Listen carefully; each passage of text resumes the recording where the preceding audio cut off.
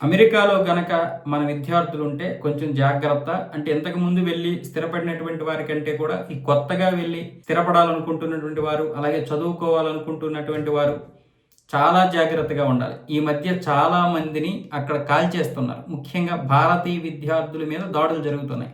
ఆ వెధవలు లైసెన్స్డ్ గన్నులతో పట్టుకొని తిరుగుతారు.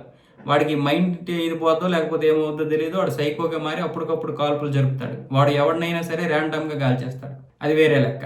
ఆ బుల్లెట్కి ఎవరు బలైపోతారో తెలియదు. కానీ కొంతమంది భారతీయుల్ని టార్గెట్ చేసుకొని మేము సైకోలమని చెప్పి కాలుస్తున్నారు. ఈ మధ్య మన గుడుల మీద దాడులు చేసి వాడు సైకో అని చెప్తున్నారు కదా. ఆ విధంగా మీరు కూడా జాగ్రత్త అమెరికాలో. ఎందుకంటే చాలా నియమ నిబంధనలు ఉంటాయి. కొంతమంది ఏమొచ్చేసి పార్ట్ టైం జాబ్ చేస్తూ దొరికిపోతున్నారు. వారానికి 20 గంటలు, అది కూడా క్యాంపస్లో మాత్రమే చేయాలి అమెరికాలో. ఇంతకు ముందులో ఎక్కడ పెడితే అక్కడ చేస్తామంటే అవ్వదు. మన పిల్లలు కొంచెం తక్కువ డబ్బులకి చేస్తారని చెప్పి కొంతమంది అమెరికా కంపెనీలు, అలాగే మన భారతీయులు అంటే అక్కడికి వెళ్ళి స్థిరపడి కంపెనీలు పెట్టినటువంటి వారు, అంటే కంపెనీలు అంటే ఏవైనా సంస్థ, ఒక ఫుడ్డో లేకపోతే పెట్రోల్ బంకో లేకపోతే ఏదైనా నిర్వహిస్తున్నటువంటి వారు మన పిల్లలకి ఒక $5 ఇస్తే సరిపోద్ది గంటకి.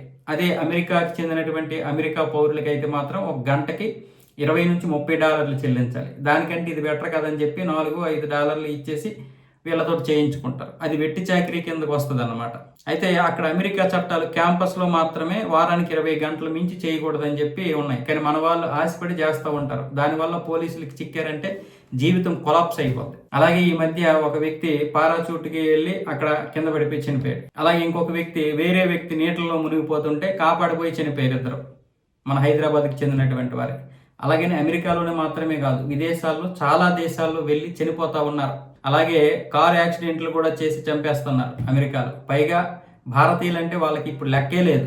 మళ్ళీ వాళ్ళకి న్యాయ పోరాటం చేయాలి వాళ్ళతో అంటే ఇక్కడ తల్లిదండ్రులకి అంత శక్తి ఉండదు అంటే అది ఒక సమయంతో కూడినటువంటిది. సెటిల్ అవుతాడు, మంచిగా ఉంటాడు అని గర్వంగా చెప్పుకునేటటువంటి తల్లిదండ్రులు విగత జీవిగా వస్తే వాళ్ళు ఎంత బాధపడతారు. అది ఆలోచించుకోండి. అంటే వెళ్ళొద్దని చెప్పడం లేదు ఎవరు, కానీ వెళ్ళండి. కానీ మీ జాగ్రత్తలో మీరు ఉండండి. అలాగే పర్యాటక ప్రదేశాల్లో కూడా కొన్ని నియమ నిబంధనలు ఉంటాయి. మన దేశంలో ఏది ఉండదు. అక్కడ దానికి అనుగుణంగా మీరు నడుచుకోవాలి. అన్ని దగ్గరలో నేను హీరోని అనుకుంటే ఇక్కడ ఉన్న తల్లిదండ్రులు జీరోలు అవుతారు.